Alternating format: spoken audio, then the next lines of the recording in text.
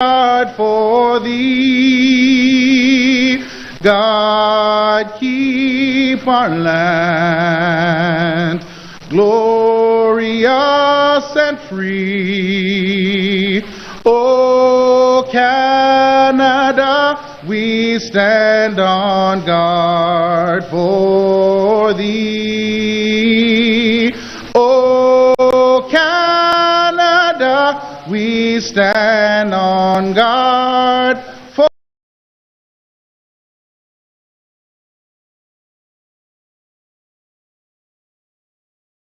voice and sing till earth and heaven ring with the harmonies of liberty. Let our rejoicing rise high as the listening skies. Let it resound loud as the rolling sea. Sing a song full of the faith that the dark past has taught us.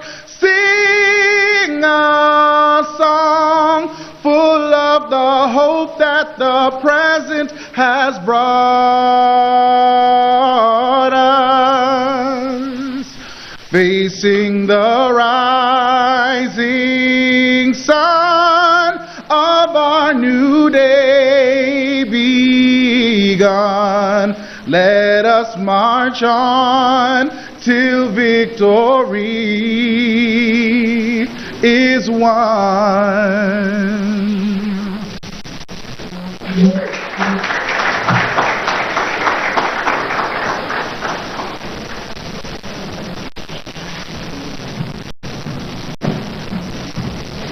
Thank you so much for that, Owen. That was pleasant. So moving on now, we are going to welcome to the stage the CEO of Black Business Initiative, Matthew Martell.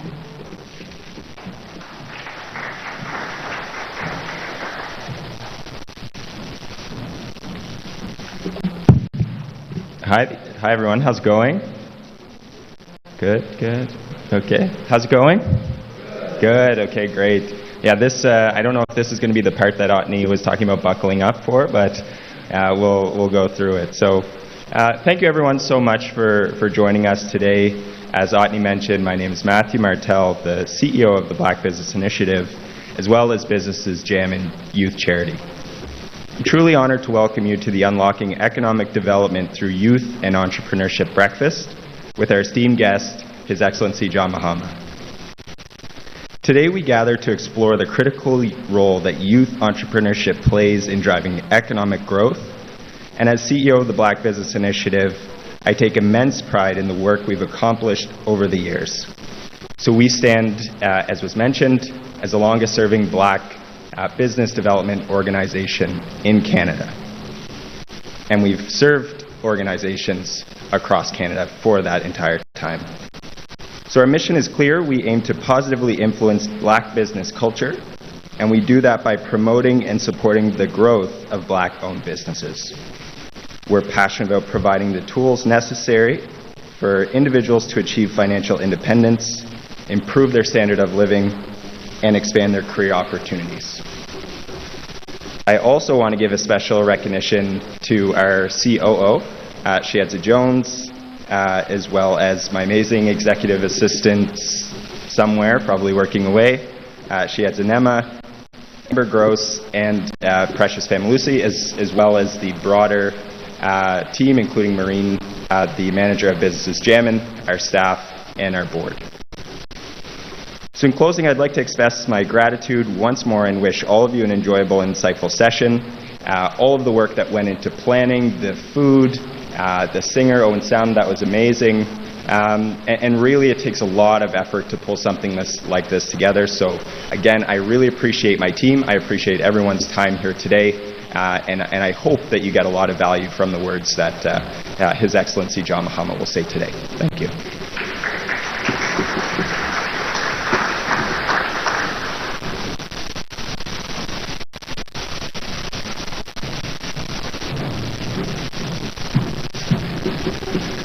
I am not that tall, Matt.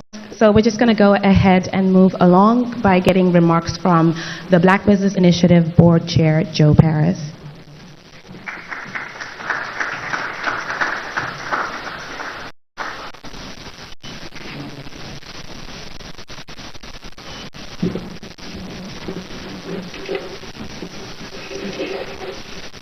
Good morning. As Otney has mentioned, I am Joe Paris, the chair of the Black Business Initiative Board. I want to extend a warm welcome to all of you today as we gathered to celebrate the incredible work the Black Business Initiative has done and the importance of unlocking economic development through youth entrepreneurship. It's an immense honor for me to stand before you as the chair of this remarkable organization, one that has been at the forefront of empowerment and positive change for our community. I am deeply grateful for the opportunity to serve and support this vital mission. Over the past 27 years, the Black Business Initiative has been an unwavering beacon of hope and progress. It has tirelessly championed the cause of the black business entrepreneurs and businesses, pushing for economic growth, social justice within our community. Through its various programs and initiatives, BBI has enabled countless individuals to pursue their entrepreneurial dreams, to create opportunities for themselves, and most importantly, to nurture and empower the strong, young black leaders who are our future. The impact of BBI cannot be overstated. It has fostered economic empowerment, reduced disparities, and contributed to more equitable society. BBI's focus on education, mentorship, access to capital, and advocacy for black businesses has been instrumental in driving change. It has been a driving force behind a wave of prosperity and innovation, creating a more vibrant and inclusive business landscape while actively engaging and supporting our youth. As we gather here today, it is vital to acknowledge that our work is far from complete. The struggles of the past continue to shape the present, and new challenges arise every day. The importance of the work that BBI does, particularly in building and empowering our young black leaders, cannot be overstated. The future of our communities and the next generation of black entrepreneurs depend on our commitment to continuing this work. In the words of the prolific black leader Martin Luther King Jr., time is always right to do what is right. These words resonate deeply within the mission of the Black Business Initiative. We must continue to do what is right, to push for what is more just and for a more just and inclusive society, and to support black businesses as they thrive, all while investing in the future by nurturing the potential of our young leaders. Ladies and gentlemen, our youth are not just our leaders of tomorrow. They are the leaders of today. We must invest in their education, mentorship, and opportunities. BBI recognizes this and is committed to empowering the next generation, ensuring that they have the tools and support they need to succeed.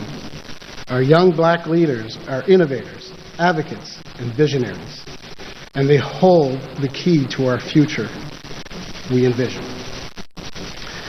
To all of the dedicated members, partners, and supporters of BBI, I extend my heartfelt gratitude. It is our dedication and the commitment that make this organization's work possible. Together, we can and will make a lasting impact on the lives of so many and the future of our communities, with strong emphasis on empowering our youth. Thank you all for being here today to celebrate the past, present, and future of the Black Business Initiative and our clients.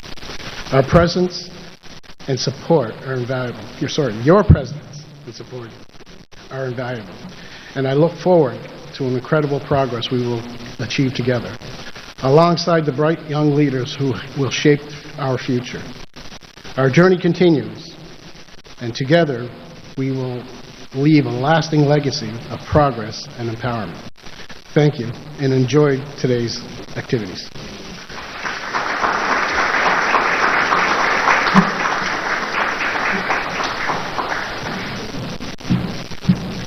Thank you so much, Joe.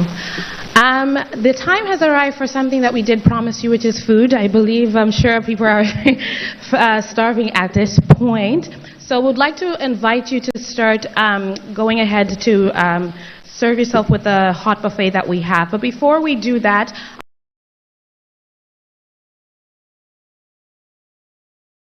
I'd like the COO office.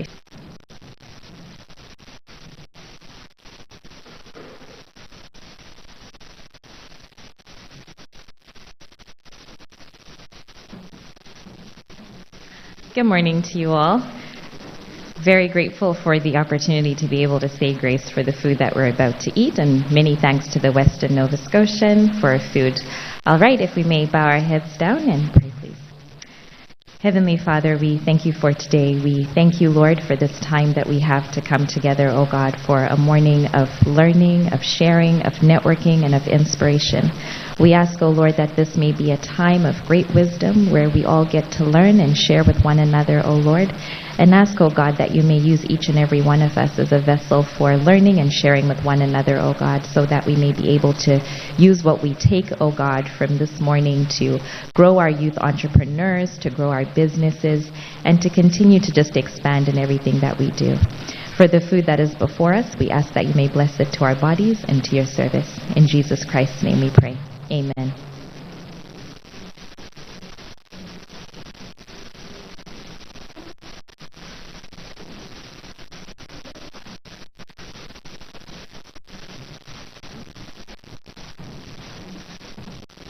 All right, folks, you will notice that you are all seated at numbered tables. So just for matters of order, we would like for you to go by the order in the table of which you're sitting to go and serve yourself the hot breakfast, starting with table number 1 over here, and we can proceed from there. Thank you so much. Enjoy the food.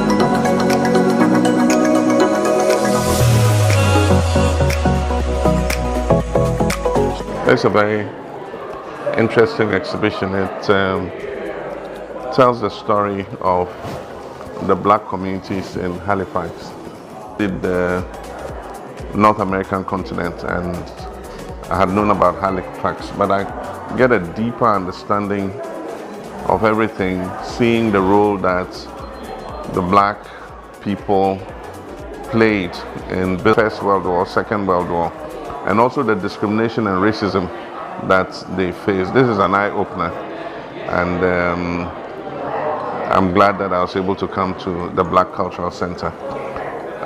If you look at the migratory routes, some of them were sent here from Jamaica because they had rebelled against British colonialism, and they were called the Maroons, and so some of them settled here in Halifax.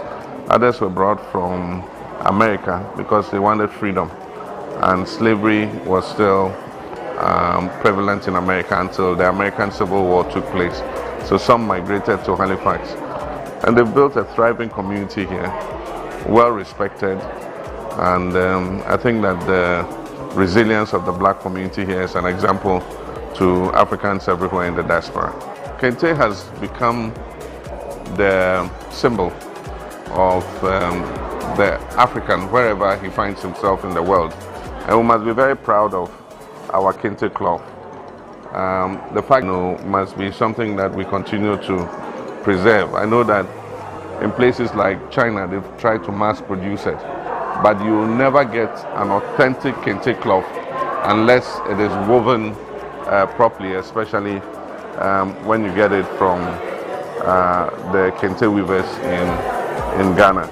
So I'm proud to see Kente here representing the African cloth, and I think that all blacks and Africans everywhere in the world identify with this cloth.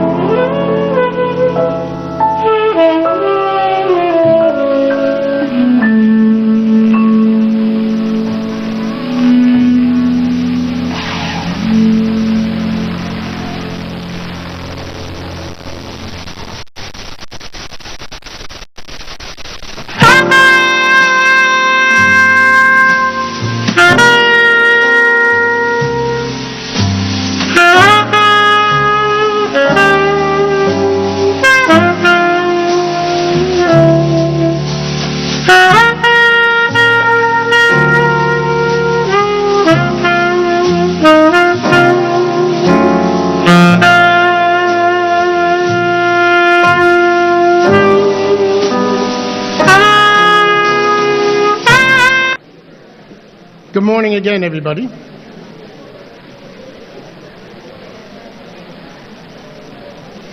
It's an honor to introduce our keynote speaker, John Dramani Mahama, a distinguished leader in Ghanaian politics. Born in 1958 in Domingo, Ghana, Mahama's journey in politics and public service began with a strong sense of responsibility to his community. He earned a degree in history from the University of Ghana and later pursued a graduate studies in communication in Moscow, setting the stage for his political career. Mahama's political ascent began in the 1990s when he served as an information officer at the Embassy of Japan in Accra.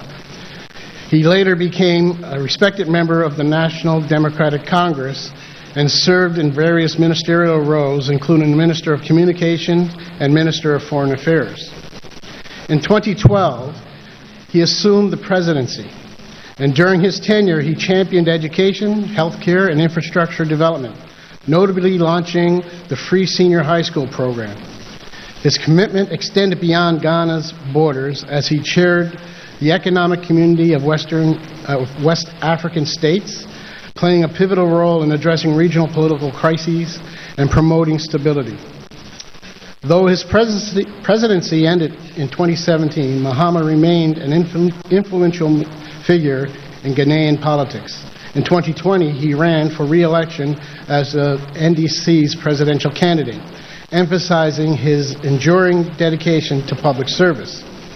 As a statesman, politician, and advocate for development, John Mahama's legacy continues to shape Ghana's history. We look forward to his insights as the keynote speaker, drawing upon his wealth of experience and commitment to improving lives in Ghana and across the African continent. Please join me in welcoming John Dramani Mahama to the stage.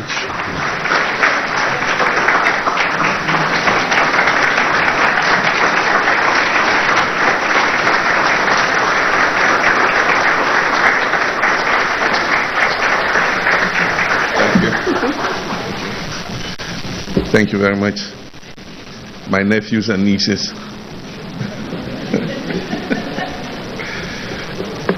Well, for those of you who are not in the little holding room with us, we had a little meeting.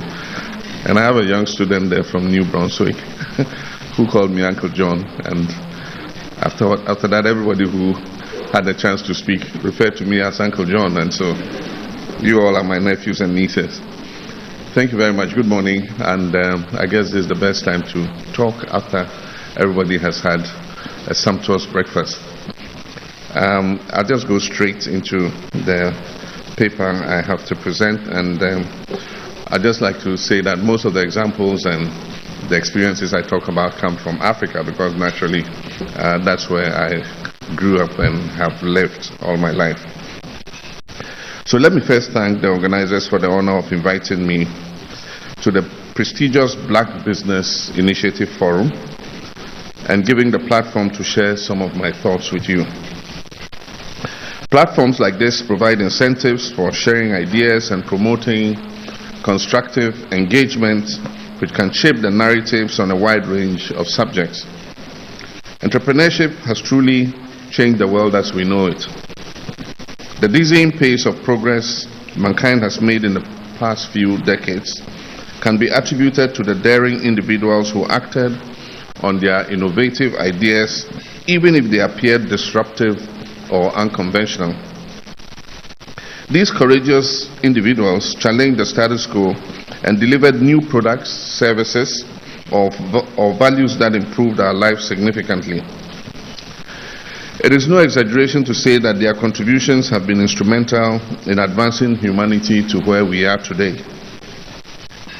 From the convenience offered by today's sleek electronic gadgets to the deployment of artificial intelligence and through the endless connectivity and interface offered by the new media, there can be no denying that life as we know it will never be the same again.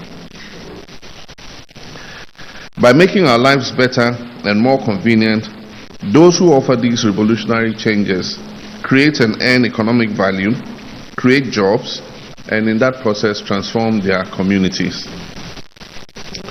Entrepreneurship, therefore, provides a promising opportunity not only to improve living conditions, but also to address some of the most persistent challenges faced by economies across the globe, particularly in developing nations, and especially in Africa, I dare say.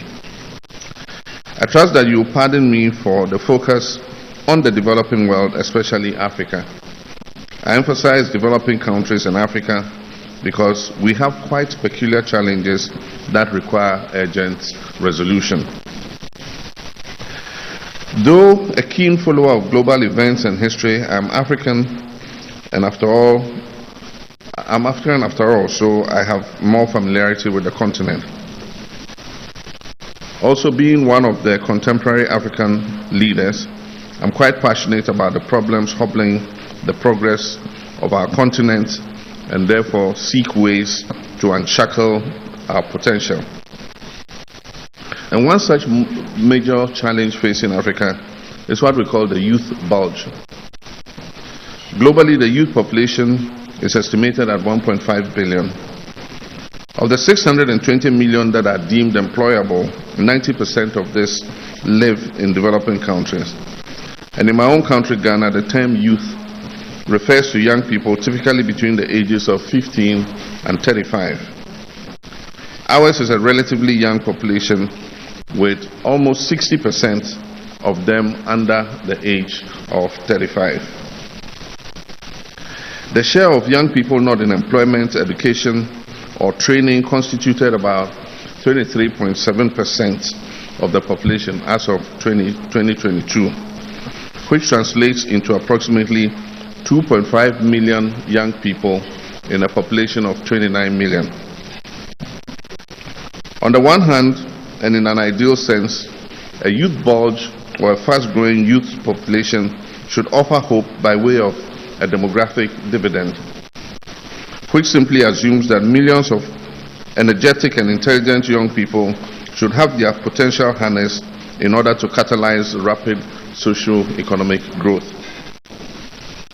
The reality in Africa, however, is that this dividend is not readily in sight. Indeed, the youth bulge in Africa is potentially a time bomb in which the African youth are increasingly becoming frustrated in the face of dwindling opportunities for self-advancement. A little over a decade ago, it was such frustration that caused the explosion of the Arab Spring, which started with a horrifying but desperate act of self-immolation by Mohamed Bouazizi in Tunisia. The unavoidable sparks from this act lit an inferno that engulfed nearly the entire of North Africa and led to seismic shifts in the leadership architecture of that region. There can be no clearer cautionary tale than this on what could happen if the frustrations of our young people in Africa are not addressed in the short term. The youth of Africa comprise over 45% of the population of approximately 1.2 billion people, and they are in search of opportunities to achieve their aspirations and be able to live a decent and dignified life. There has been as much discourse around the subject as there have been efforts in trying to address it. Numerous initiatives such as the targets set by the UN Sustainable Development Goals and the Youth Charter under the African Union have been put forth to try to address the pressing issues faced by young people on the continent. And these include lack of education and skills, high unemployment rates, drug abuse, extremism, and resorting to crime to survive. Despite these well-intentioned efforts, the youth bulge continues to pose a significant and growing threat to our societies.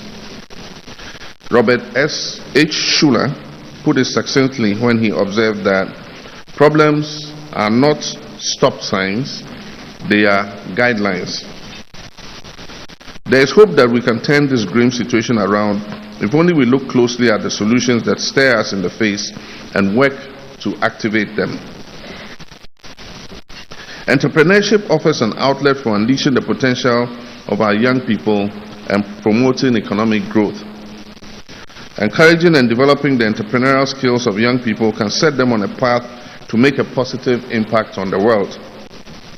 By empowering them to follow their passion and dreams, they can play a significant role in boosting the global economy. First of all, youthful entrepreneurs bring fresh ideas and innovation to the table. Today's youth are not afraid to think outside the box, and they come up with new solutions to existing problems, which is precisely what entrepreneurship is all about. This creativity and innovation that bursts forth can lead to the development of groundbreaking products and services that drive economic growth. Moreover, and perhaps more importantly, youth entrepreneurship can turn today's job seekers into tomorrow's job creators. When young people start their own businesses, they often hire other young people, providing them with employment opportunities and a chance to gain valuable skills and experience. This not only reduces youth unemployment, but also contributes to the overall economic development of any country. Thankfully, there are thriving and ultra-successful examples that young people can look up to and observe what can be achieved if they set their wonderful minds to achieving and building something for themselves. Many of the world's most successful companies, and we always cite Meta, Apple, and Google, were formed by young entrepreneurs who dared to think differently. Youth entrepreneurship also plays a significant role in cultivating a culture of entrepreneurship and risk-taking. When young individuals witness their peers achieving success in business, it motivates them to embark on their own entrepreneurial journeys. This creates a ripple effect, encouraging more young people to take the leap and become entrepreneurs, contributing to the development of a more dynamic and prosperous economy. Young entrepreneurs offer other young people a chance to develop a range of skills, including leadership, problem solving, communications, and financial management. Starting a business requires individuals to take on different roles and responsibilities, which promotes a diverse set of skills. Moreover, young business people can also be a powerful tool for addressing critical social and environmental challenges. Indeed, young entrepreneurship is a powerful force that drives positive change and makes a difference in our world. As I indicated earlier, the youth make up a significant proportion of the population, especially on our continent. This large youth population can be seen as a valuable human capital resource that can drive economic growth through their skills, creativity, and innovation. The efforts to create employment opportunities for young people can lead to increased economic development. High levels of youth unemployment often result in social instability and unrest, and as we have often seen, can lead to crisis. By providing avenues for youth to engage in productive economic activities, governments can promote social stability and inclusion. It is easy to wax lyrical about the potential of young entrepreneurs, but the challenge has often been how to translate the talk into action, which can achieve results. It may seem a daunting task at first glance. These notwithstanding, there are unique opportunities and incentives that can quicken the step towards entrepreneurship. Today's youth have many advantages and tools to tap into, which did not exist in times past, in our time. Many traditional barriers that stood in the way of yesterday's entrepreneurs no longer exist. For instance, the availability of information at the click of a button and the knowledge that can be acquired through the exploitation of technology stands young people in good stead to set the ball rolling to become business people. Today, one needs only to access a search engine and tons of information on a diverse array of fields come gushing out. Business models and product development can literally be now self-taught online. Whereas limited availability and access to markets for products was a major disincentive for entrepreneurs of the recent past, that is no longer the case today. Through the power of social media and e-commerce, the entire globe has now become one big marketplace. And a product displayed or advertised on the new media platform in one part of the world can reach millions of people in distant lands within an instant and at minimal cost.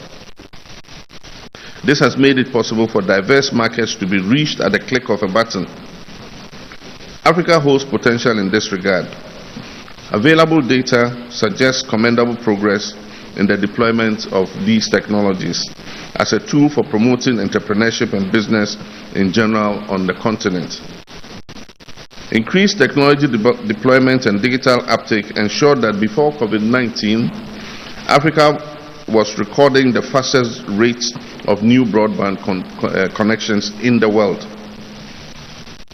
Mobile data traffic was projected to rise by 700% between 2017 and 2020.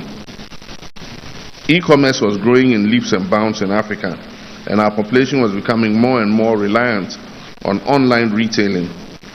We need to leverage this level of growth to catalyze economic development in ways that we have not done before. There's an upsurge in fintech startups, payment platforms, and all the other digital instruments for completing transactions. If these existing and emerging opportunities can prove ultimately beneficial to our youth in the drive for entrepreneurship, they must be anchored in policy response and designs that enable them to thrive. Deliberate steps must be taken at the governmental and policy level to increase the cadre of youth entrepreneurs exponentially. Among others, a more favorable economic and business climate must be created to engender the growth of small businesses set up by adventurous young people. Fiscal policies must incentivize and not detract from this endeavor. Entrepreneurship training must occupy a more prominent place in our educational curricula, so that its values and tenets are inculcated in our young people at an early enough age in order to pique their and sustain their interest. For those of us in Africa, we must move from mere rhetoric on South-South cooperation to tangible steps that ensure its realization. Intra-African trade must be high on the agenda, and the work that has started with the establishment of the African Continental Free Trade Area must be seen to fruition to promote trade and commerce on the continent. Under the African Continental Free Trade Area, ACFTA, 55 countries with a combined GDP of over $3.4 trillion seek to work together to broaden opportunities for shared growth and prosperity for Africa and the rest of the world. Currently, trade amongst Africa is estimated at a mere 11%. It is intended under the AFCTFA within the next couple of decades to increase that amount of trade from 11% to 50%. This continental free trade area, for all its benefits, must not gloss over the importance of small and medium enterprises, mostly set up by young entrepreneurs, even as we explore an expanded market and attract foreign direct investments. Small and medium enterprises have held the fort for Africa and readily provide a haven for youth entrepreneurs, and will continue to do so into the foreseeable future. The AFCTFA must ensure more robust protection of intellectual property rights for young African entrepreneurs, even as we partner with already matured businesses. It will also need the support of the African Union for greater integration to allow for greater labor mobility across Africa to support countries in need of critical human resources. As the Continental Free Trade Area opens the space for free movement of goods and services across the continent, so must visa-free travel be encouraged to open the space for the movement of labor and skills across the African region. Unfortunately, of the 55 African countries, for most of them, if you're an African in one country and you want to travel to another, you need a visa. And this makes it difficult for skills and labor to move freely across the continent.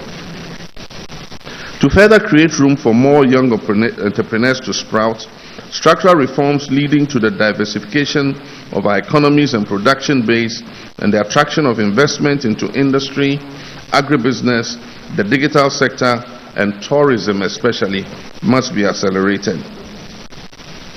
Many governments are striving to create jobs and increase employment rates, but innovation and greater efforts are urgently required in this regard. There are examples of such programs in Ghana that achieved modest but impressive success, which can be emulated elsewhere for greater effect. We quickly realized in Ghana that increased government funding for startups and existing youth-led businesses contributed to entrenching entrepreneurial culture among young people, leading to desirable outcomes. Through a new initiative dubbed the Youth Enterprise Support Initiative, when I was president, we were able to fund and support scores of youth-led businesses in the areas of agriculture, agribusiness, manufacturing, and the service industry. In addition to this, the Youth Enterprise Support Initiative built one of the largest greenhouse enclaves in sub-Saharan Africa for the production of vegetables and other agricultural products, all within a frame time of 26 months. This led to job creation for many young people and spurred interest in modern agricultural techniques. We also, through the Accra Digital Center, provided incubation hubs across the country where young budding entrepreneurs could access to hone their skills and test their ideas through business clinics, skills training and development, and apprenticeships or internships. The YES program also facilitated interagency coordination to support and streamline youth-led businesses. It enhanced and facilitated the export potential of goods and services from such youth-led businesses. One of the major problems that the youth face is the bureaucracy that's involved in setting up their businesses. You have to go to the Registrar General, you have to go to the Tax, Ghana Revenue Authority, you have to go to several different institutions to be able to register a simple business. So the purpose of this program, the YES, was to get a one-stop shop where young people could be helped to get all these registrations done in the shortest possible time. A young entrepreneur established a company called Ashiba Enterprise with support from the Youth Enterprise Support Initiative.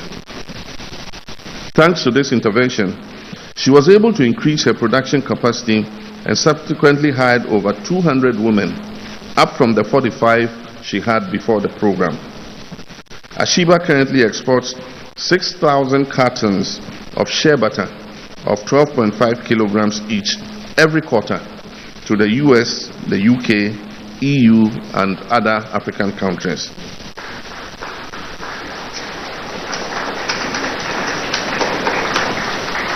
And this is just one example. Imagine the vast economic impact that thousands of similar companies could have on not only the Ghanaian but the African economies if they followed this example. It is important, however, to carefully consider the design and implementation of such programs to ensure their viability, impact, and sustainability. In Ghana, we have had the regrettable experience of hastily crafted and implemented youth entrepreneurship programs promptly fizzling out due to several missteps. Often many of these government-backed initiatives primarily benefit a narrow group of well-connected individuals, leaving out the larger portion of the youthful population who lack such connections, resources, and opportunities. The initiatives are often seen as favoring supporters of political parties or individuals with access to political networks, rather than providing equal opportunities to all young entrepreneurs. And this is what we must guard against. Some of these government programs also lack robust funding arrangements to ensure their sustainability. Analysts also highlight a lack of youth representation and consultation in the design and decision-making process of some of these initiatives. Young people's voices and perspectives are often not adequately considered, leading to a disconnect between the programs and the realities of the young people they aim to empower. Also, some youth entrepreneur programs fail to address regional disparities adequately. They focus mainly on urban areas, leaving the rural youth marginalized and without adequate support and opportunities. And so when you design these programs, it must cover every part of the country, taking into regard the peculiarities of rural, urban, and all those other bottlenecks. Another hindrance of such initiatives is a lack of diversification of the economy, which can stifle entrepreneurial innovation in unexplored areas. I wish to state in conclusion that the youth remain perhaps our most valuable resource. Their energies, their aspirations, and their knack for innovation, when married to the innumerable opportunities that a rapidly evolving world offers, can unfold endless possibilities that will push the frontiers of economic growth, especially for us in the developing world. It is incumbent, therefore, on all of us to realize and tap that potential in a deliberate and structured manner in order that we achieve optimal progress for all. I thank you for your kind attention. Thank you.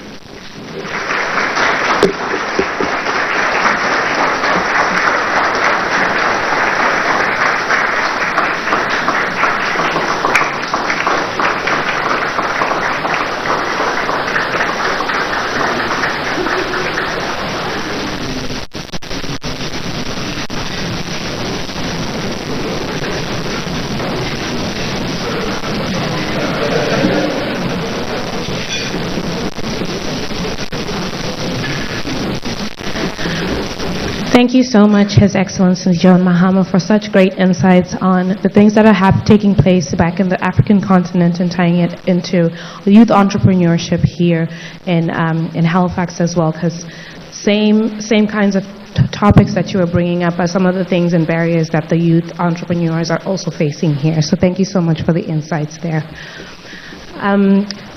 As we move along with the program, I'm going to invite the Executive Director of Black Cultural Center to also give some remarks, Russell Gross. Thank you.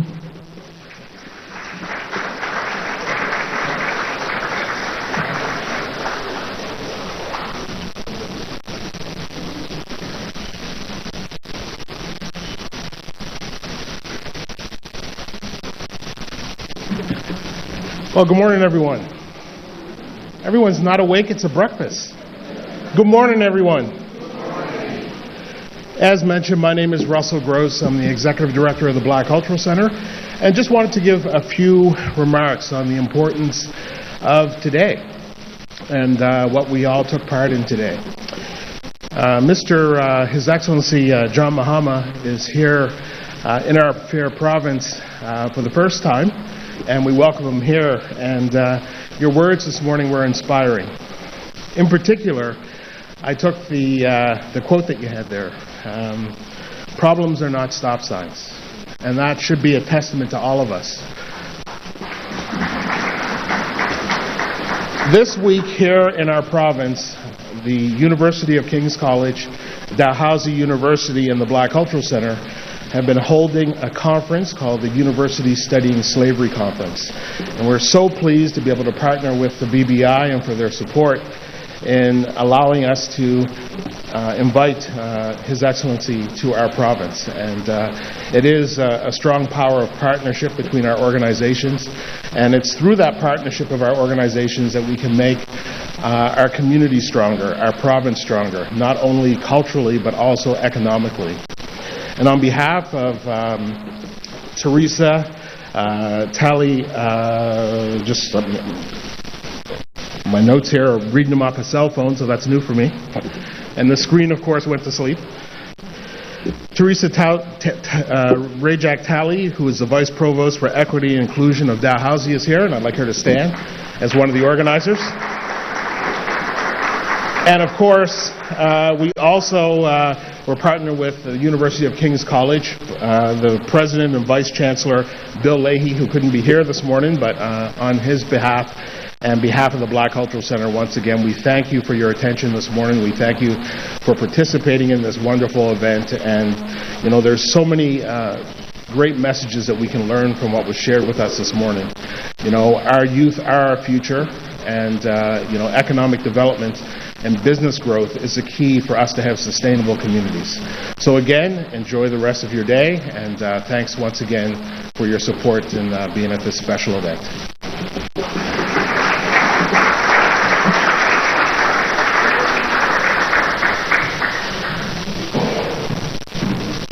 Thank you so much, Mr. Gross. I just wanted to bring your attention to, I believe everyone has this card in front of them on your tables. This is basically our Businesses Jamming, which is our charity cohort within the Black Business Initiative. So you do have the opportunity, as this is the charity that helps the youth entrepreneurs in their journeys of creating their businesses and seeking help and resources. So you have the opportunity to donate if you so please to do so. I would like to bring your attention to our screen coming up soon, just to give you a little taste, I suppose, pun intended, and you'll see why, to one of our youth entrepreneurs who is within the city. She's actually here today, Megan Simmons, who is moving strides within the city with her business, Halifax Charcuterie, and just to kind of see why we are doing these kinds of things. So please enjoy this little snippet of one of our youth entrepreneurs in the city, of Megan Simmons of Halifax Charcuterie.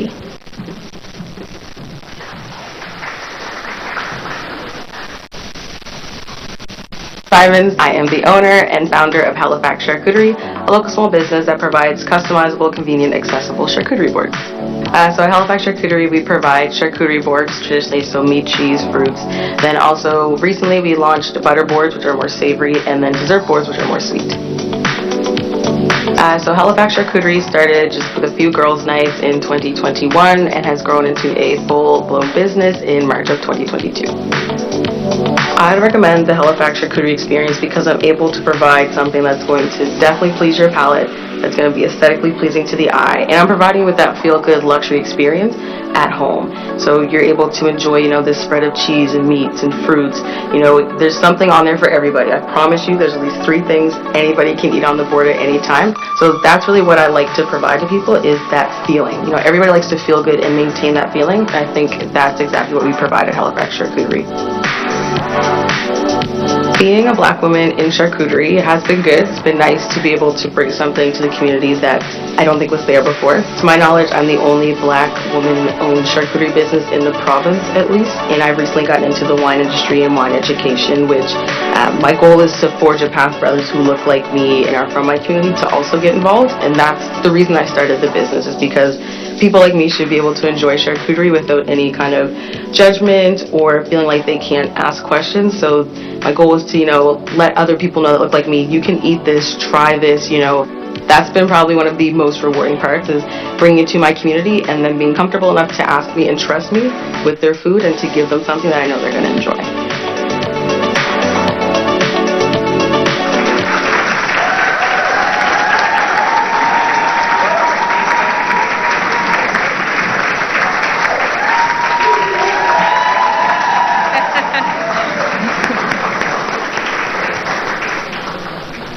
Excellent. Thank you so much, Megan.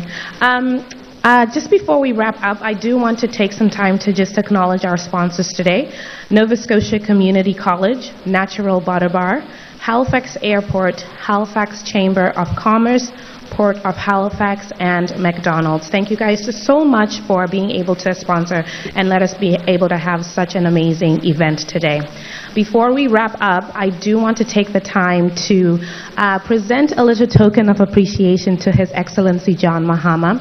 Just a little something that we curated together from our youth businesses. Please enjoy. I hope you will be able to pack it into your luggage and take home with you a piece of us.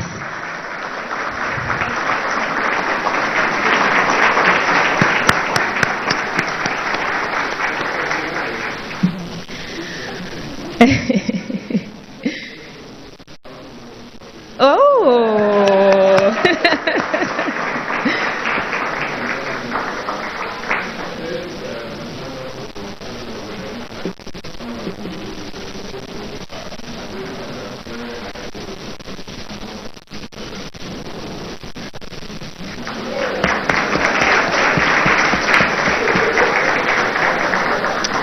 That is amazing. In your gift basket, His Excellency, you will also find cocoa from Ghana that was imported to actually make one of the products that we have in your gift basket. So ladies and gentlemen, we have come to the end of our event, but I ask you not to rush off because as we do have time for you to actually take time to network, get to know more of the people in here and some of the businesses that are in here as well. But I do want to say a very big thank you to you all for attending, and we thank you so much for being here to help us end on a good note with Small Business Week. So thank you so much, ladies and gentlemen.